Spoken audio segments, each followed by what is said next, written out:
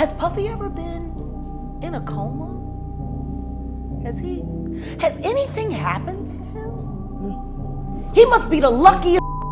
Diddy recently found himself in the spotlight due to a flurry of alarming allegations. Amidst the swirling rumors and speculations, one particularly striking move caught everyone's attention. He made an unexpected announcement to ensure that his artists would receive their rightful compensation. This unexpected change of heart certainly raised eyebrows, as noted by Aubrey O'Day. I have to sign an NDA that I will never disparage Puff, Bad Boy, Janice Combs, or Justin Combs' music or EMI or Sony ever in public. Furthermore, there are growing murmurs suggesting that Diddy's decision to return publishing rights to his artists might not be as straightforward as it appears. Some individuals are raising concerns, asserting that this move could potentially pose significant problems. I have to release him for any claims or wrongdoings or actions prior to the date of the release. Allegedly, there's a suspicion that he may be attempting to steer them into signing non-disclosure agreements, NDAs, effectively silencing them from exposing what they claim to be his concealed agendas. According to these whispers, certain artists within his circle may possess knowledge of his most closely guarded secrets. Some of them are being given streaming royalties and ownership back over our publishing on songs that we wrote. During the mid-1990s, the Bad Boy record label reigned supreme in the music industry thanks to iconic artists like the late and legendary Notorious B.I.G, Mary J. Blige, Lil Kim, Faith Evans, Craig Mack, and the ever-popular Mase. Mase in particular stood out as one of the shining stars associated with the Bad Boy record label, which was owned by Puff Daddy. However, as the early 2000s rolled around, Mase made a significant decision to part ways with the label. His departure was primarily attributed to what he perceived as Diddy's peculiar and unsettling behavior, not only towards him but also towards other well-known artists within the label. Put him in suits and made them write lyrics for him and took all that publishing and took. During their peak, Bad Boy Records unleashed a relentless barrage of hits that ignited dance floors and dominated the airwaves. Moreover, Diddy's protégés took command of the television realm, captivating audiences with extravagant music videos characterized by explosive visuals and the iconic shiny suits of the era. Even Bad Boy, compare the Only You video to Can't Nobody Hold Me Down. And then Bad Boy sets the tone so early. Anticipation ran high for Mase, as many believed he was destined to not only conquer the R&B scene, but also leave an indelible mark on the entire rap world. So it was nothing short of a bombshell when he made the astonishing announcement that he was stepping away from the rap game to pursue a calling as a pastor. This revelation took everyone by surprise, especially given his chart-topping dominance from 1996 to 99. The unexpected nature of Mase's departure from the Bad Boy Records roster ignited a fiery debate, fueled by swirling rumors and speculation surrounding the circumstances of that decision. How is it that a 19-year-old rapper can wake up one day and declare, you know what, I want to get out of this and become a minister? In the year 1999, Mason Betha, better known as Mase, made a significant announcement that reverberated throughout the music industry. He revealed his departure from Bad Boy Entertainment and the creation of Sane Ministries, an acronym representing Saving a Nation Endangered. Claiming to have had a profound spiritual experience with God, he adopted the title of Minister Mase, signifying his new role and dedication to his religious calling. He also claimed he was leading people, friends, kids, and others down a path to hell, stating that he left to find God in his heart and follow him. In fact, during the peak of his career, thanks to the tremendous success of his album Harlem World, Mase chose to divulge this very information to a radio interviewer. I felt like I had a lot of money, but I didn't really know who I was. I knew I had to do something other than hip-hop. However, there are those who remain skeptical about the reasons behind Mase's departure. Diddy was known for not readily permitting artists to exit their contracts and retain their status as Bad Boy insiders. Mase had indeed signed a substantial and binding deal, which raised questions about the circumstances surrounding his departure. The records, the beats, you ain't getting the money. You ain't getting the publishing, you ain't getting the respect. And I don't think you're like that. No. Despite the absence of royalties during his hiatus, Mase successfully made a comeback after 5 years with his album Welcome Back under the Bad Boy label. However, he soon indicated his desire to depart once again and cleverly maneuvered his way into an interview with Puffy. During this interview, he formally requested his release from the contract, marking another significant twist in his tumultuous journey with the label. What you gotta have something to talk about? You got nothing to talk about right now. Got something to talk about. No, this is freedom paper. In 2016, Mase made a dramatic return during a Bad Boy Records tour, and without delay, he began publicly criticizing his former boss. Subsequently, he took to Instagram for a live session to provide an explanation regarding the circumstances surrounding the incident. When I see the hurt and the pains of other people on Bad Boy, that motivates me to say something so I don't be deemed as a person who just made a bunch of money and turned a blind eye. Despite moments of apparent reconciliation, the tension between them never truly seemed to dissipate, with Mase resuming his criticism of Diddy. This dynamic persisted even after Diddy delivered a heartfelt speech at the Grammys, demonstrating that their relationship remained complex and unsettled. Diddy said, "Truth be told, hip-hop has never been respected by the Grammys. Black music has never been respected by the Grammys to the point that it should be." While Diddy's words resonated with many musicians, Mase notably did not share the same sentiment. The rapper took to Instagram, albeit in a post that has since been deleted, to voice his grievances about the alleged unfair treatment he had endured under the leadership of Bad Boy's label head. "Your past business practices knowingly has continued purposely starved your artist and been extremely unfair to the very same artist that helped you obtain that Icon Award on the iconic Bad Boy label." In a candid interview, Mase went a step further by revealing that he had never received proper compensation despite being the creative force behind many of Bad Boy's hit songs. This disclosure shed light on his financial struggles within the label, adding another layer to the ongoing controversy surrounding his relationship with Bad Boy Records. The records, the beats, you ain't getting the money, you ain't getting the publishing, you ain't getting the respect. And I don't think you're like that. No. One of the most direct references to Diddy came when Mase mentioned the star's latest name change, going by the moniker Brother Love. "Since Kane Abel, I am able to Kane, love don't steal, change your name." Mase's rap raised eyebrows and fueled speculation among listeners, with some speculating that the lyrics were alluding to Diddy's alleged involvement in the killing of Notorious B.I.G. for financial gain. Puffy has been making money off of Biggie's name for longer than Biggie was alive. Nearly 26 years ago, on the night of March 9th, 1997, the rap world lost a legend when the Notorious B.I.G., also known as Biggie Smalls, was tragically murdered. What remains a haunting mystery is that to this day, no one has been convicted in connection with his murder. While the tale of Biggie's unsolved murder is widely known, the precise events leading up to that fateful night have always remained shrouded in obscurity. I don't think anything is coincidental. Why would you tell the littlest in the crew that these are the guys who took my chain? During an appearance on DJ Vlad's vlog, a former bodyguard associated with the Bad Boy record label, Gene Deal, made some startling revelations. According to Deal, he alleged that Diddy had been profiting from Biggie's success and further claimed that the late rapper had been actively considering a departure from the record label in the weeks leading up to his tragic murder. Reportedly, Biggie was in the process of negotiating a substantial deal worth over $60 million as part of his plan to leave Bad Boy. Why you gonna tell the man who make all the money for us? That's a setup. They was setting that boy up, man. Do you understand what I'm saying? Individuals who were acquainted with Biggie during the Bad Boy music era, apart from Diddy, often possess their distinct memories of private discussions and incidents that occurred behind the scenes. Among these individuals is Gene Deal, a former bodyguard who had a close working relationship with Diddy. Me and Puffy, we was friends.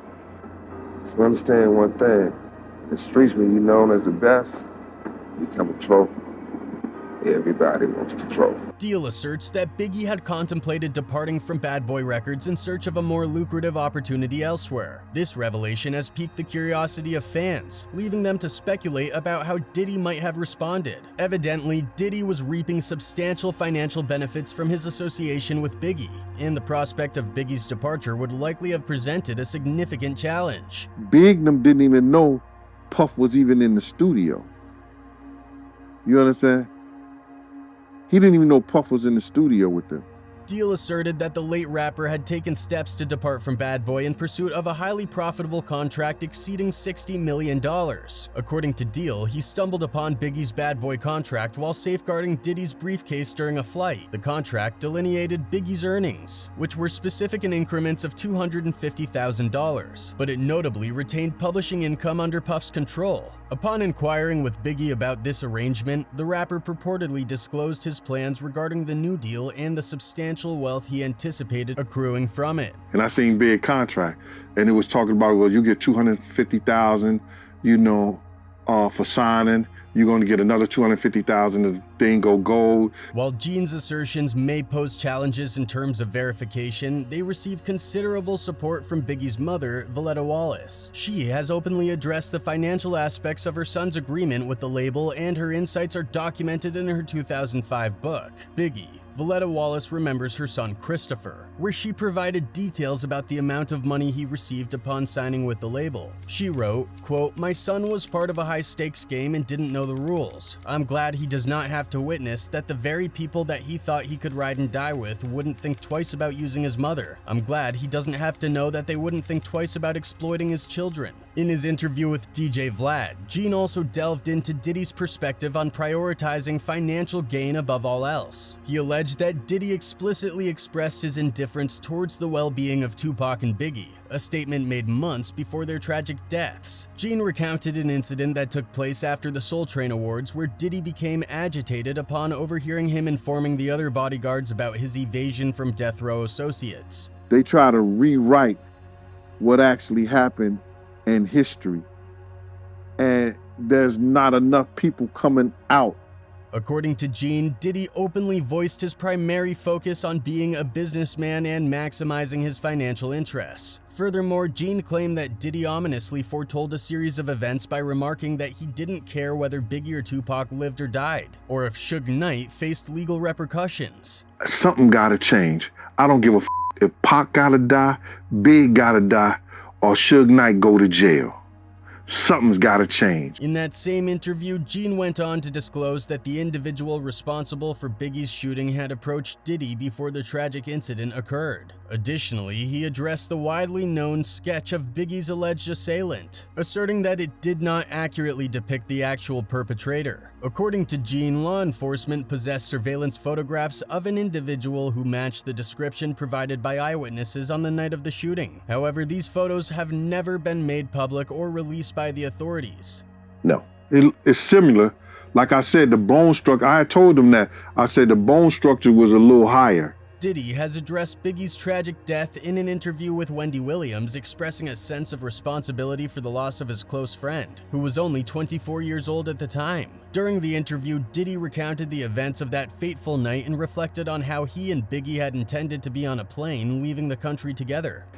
I think I always feel some sort of, responsibility because he was supposed to go to London that night. And, I let him talk me into, not going to London and staying in LA. Contrary to Diddy's assertion that Biggie was the one who wanted to stay in Los Angeles, former Bad Boy Records president Kirk Burroughs reportedly contradicted this claim. Burroughs contended that it was actually Diddy who had requested that they remain in Los Angeles instead of proceeding to London. This differing perspective adds complexity to the circumstances surrounding their decision on that night. On P. Diddy called, he's not going to London. Call Arista, cancel it. You go. You represent it. You go. Gene's assertions regarding Diddy's potential involvement in Biggie's death have certainly garnered attention and raised questions among many people. One person wrote, "This is definitely true. What a lot of people don't know is that when Big died, 1997 was the first of the last 3 years of his career because he planned on retiring from rap in 2000 to help manage the careers of rappers he dealt with, and those rappers are the rappers that Gene mentioned." Another one added, "You can tell when someone is really telling truth. This man is telling truth, and you can tell it really bothers bothers his soul what happened to that man. Certainly, both Biggie and Tupac's deaths are surrounded by controversy and various theories. There are several theories implicating Diddy and Tupac's death as well. Some reports suggest a potential connection between Diddy and Tupac's murder. This focus on their association intensified when Biggie Smalls' murder case was reopened in 2006 at the request of his mother. LAPD detective Greg Carding reportedly uncovered new information during this process that appeared to link Diddy to Tupac's. He was known as the multi-law enforcement task force that investigated the murders of rap stars Tupac and Biggie. That's the Wikipedia story about him. Biggie Smalls' mother filed a lawsuit against the LAPD seeking approximately $500 million in damages. She cited the well-known conspiracy theory that the police had concealed her son's death. This lawsuit led to the reopening of the case in 2006 and its assignment to LAPD detective Greg Carding. During this investigation, Carding uncovered more information than he had initially anticipated. If you've seen the movie American Gangster and they got these pictures, is this the guy at the top? Is this the guy? So I have 50 different pictures with magnets, and he's putting these things up on. If you go to the video, you'll see how I set it up. Detective Greg Carding made a significant revelation during his investigation, expressing his belief that the deaths of the Notorious B.I.G. and Tupac were interconnected. While initially examining Biggie's death, he stumbled upon fresh evidence that appeared to link both cases. So many people in music and Hollywood fear this guy, Diddy, as if he's untouchable. Following a rigorous 3-year investigation, Detective Greg Carding arrived at a shocking conclusion. He alleged that Sean Puff Daddy Combs had ordered a $1 million hit on Tupac Shakur. The motive behind this alleged plot was believed to be connected to the intense rap feud involving Puff Daddy and Biggie Smalls. Carding asserted that the music mogul had substantial gang connections in Los Angeles and had reportedly enlisted the services of Crips member Dwayne Keith D. Davis to carry out the assassination. And so, A, yeah, they've got to retaliate so they don't look like, a weak gang. And 2, they owe it to them. According to Carding, Tupac's murder was allegedly orchestrated by Crips gang member Orlando Baby Lane Anderson. Originally, the plan involved Keith D carrying out the hit, but due to a last-minute change of plans, Keith's nephew ended up being the one responsible for the assassination, allegedly. Southside Crips and Orlando Anderson, Keith D, they know that, hey, we just hit this dude in Las Vegas, and, it's on. As a result of these events, Tupac tragically lost his life and Suge Knight was injured. What adds to the intrigue is that just hours before the shooting, Orlando Baby Lane Anderson had a physical altercation with Tupac at a Las Vegas casino. Surprisingly, there are claims that Faith Evans, Biggie Smalls' former wife, was aware of Diddy's alleged plot to harm Tupac. Following Tupac's murder, it's reported that Keith D reached out to Diddy and Evans to inform them of their alleged involvement in the tragic incident. Immediately in the aftermath, Diddy hears about the shooting, finds out that there's, Tupac's been shot and is in the hospital. Fans have long been vigilant and attentive to this case, as it appears they were aware of the details well before the official investigation even commenced. One fan commented, "There's only one person that knows for sure who shot him and who was behind it, and he was right beside Tupac." Another one wrote, "Diddy made a lot of people want to be him." One of Tupac's supporters questioned the autopsy process, writing, "I'm assuming after the autopsy it was confirmed the bullets in Tupac only ever came from one gun? Just seems strange why you would have a car full of 4 people and only one is doing the shooting. The public's anger and frustration over Tupac's murderer is palpable, and there's no doubt they would react strongly if they were to encounter the perpetrator alone and given the opportunity." This sentiment was clearly expressed when Mike Tyson weighed in on the matter. He said, "I wish I had 5 seconds with Tupac's."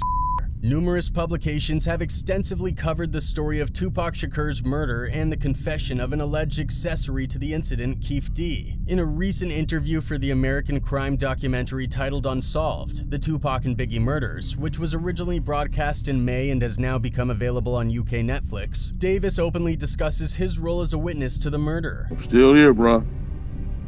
Still waiting. You know what I'm saying? I'm still here waiting, bro. Damn. Moreover, the Los Angeles Times connected 2 former associates of rap mogul Sean Diddy Combs to a 1994 assault on singer Tupac Shakur, and implied that Combs may have had prior knowledge of the attack. Combs vehemently denied the story, categorizing it as a lie. The first of all is there has been negative propaganda put out about me That's not true. The newspaper's report relied on an unnamed source who disclosed that they had been interviewed during a federal investigation into the shooting and beating of Tupac Shakur at the Quad Recording Studios in New York City. According to this source, associates of Sean Diddy Combs were reportedly implicated in orchestrating the attack. This information had been reported to both the FBI and the Los Angeles Times. But the mogul said, "This story is a lie. It is beyond ridiculous and is completely false. Neither Biggie Wallace nor I had any knowledge of any attack before, during, or after it happened." The unsolved cases surrounding Tupac's murder and the allegations involving Diddy have indeed left many questions unanswered. Additionally, there have been speculations and allegations regarding Diddy's potential involvement in the death of his ex-wife Kim Porter. Unfortunately, Kim Porter's case remains unsolved as well, contributing to the ongoing mystery and speculation surrounding these incidents. Kim was not found unresponsive in bed. She was discovered on the bathroom floor. If they found her in bed, then she was strategically placed there.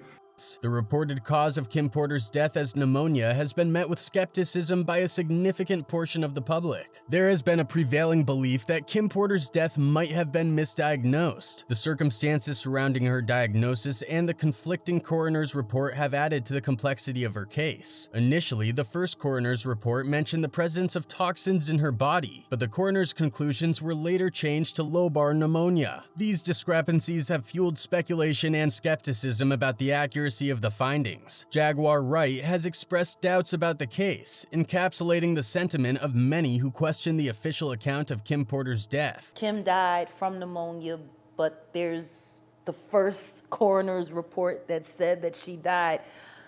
It was ruled a homicide and they found toxins in her body.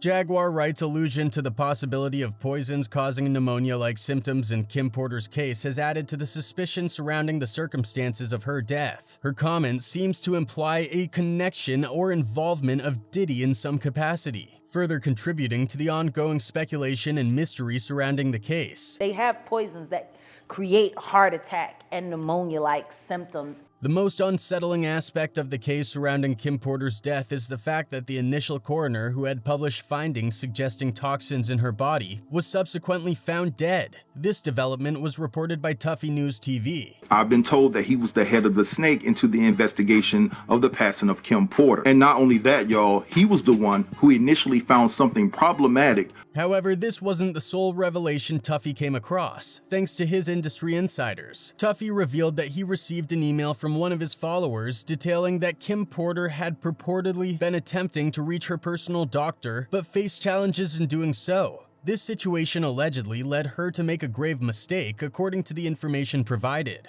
A shocked and devastated Diddy spotted at the home where his ex suddenly and mysteriously died. Another significant reason why some people believe Diddy may have been responsible for Kim Porter's death is his history of infidelity. Reports indicated that he cheated on Kim with her best friend at the time, Sarah Chapman, who became pregnant around the same time as Kim. This revelation reportedly devastated Kim and had a noticeable impact on her health. Despite the presence of evidence and proof, this case has remained an unsolved mystery. On a different subject, there has been some speculation around Diddy's sexuality. The rapper Jaguar recalls one such incident where someone walked in on Diddy allegedly making the new singer Christopher Williams go down on him. She walked in, she saw Christopher Williams performing out on Puff. And remember that this is according to her. There have been persistent rumors and claims about Diddy, with some suggesting that he has a penchant for enticing people into compromising situations. There have been unverified reports indicating that Diddy allegedly engaged in activities with Method Man while in Los Angeles. I remember sitting up in one of the booths. You know how House of Blues is set up. I'm sitting in one, and this is the pre-Soul Train party, so I'm sitting up in one of the booths,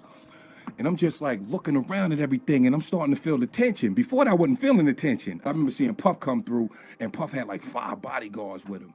And this is like one of the only times Puff ever stopped to speak to me. Method Man was allegedly seated in a Los Angeles club when Diddy approached him. Diddy's actions towards Method Man appeared to be driven by a certain attraction, as onlookers say that he attempted at flirting or making advances. As soon as I walked out the club, Tracy Waples, she outside in a Benz like, Meth, come on, get in the car. I'm not making a connection here. And I'm like, oh, that's Puff car. That's Puffy car. Ain't no way I'm getting in that. Instead of engaging in further conversation and extending a conventional invitation to Method Man, Diddy took an unusual approach, supposedly. He chose to dispatch someone else to deceive or coax Method Man into sitting in Diddy's car. In the hip-hop world, there have been numerous allegations about Diddy's involvement with numerous men. One particularly surprising incident occurred at one of Will Smith's well-known parties, supposedly, where the infamous gangster Keith D was taken aback. Puff and Tupac was like a couple, seemed like to me.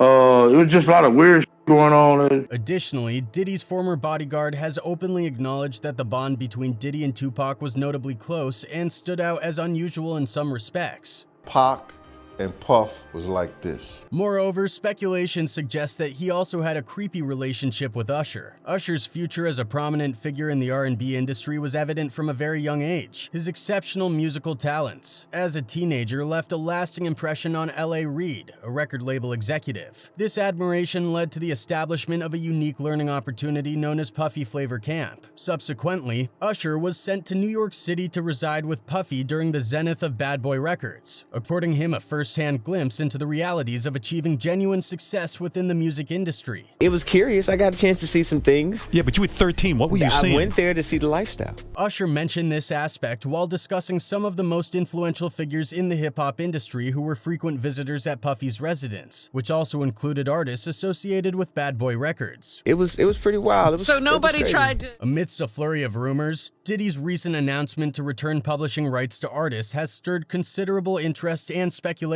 Some observers are raising questions suggesting that his decision might be driven by concerns that these artists could potentially reveal more about him. They speculate that this move could be a strategy to dissuade them from speaking out, especially given that he is already under scrutiny.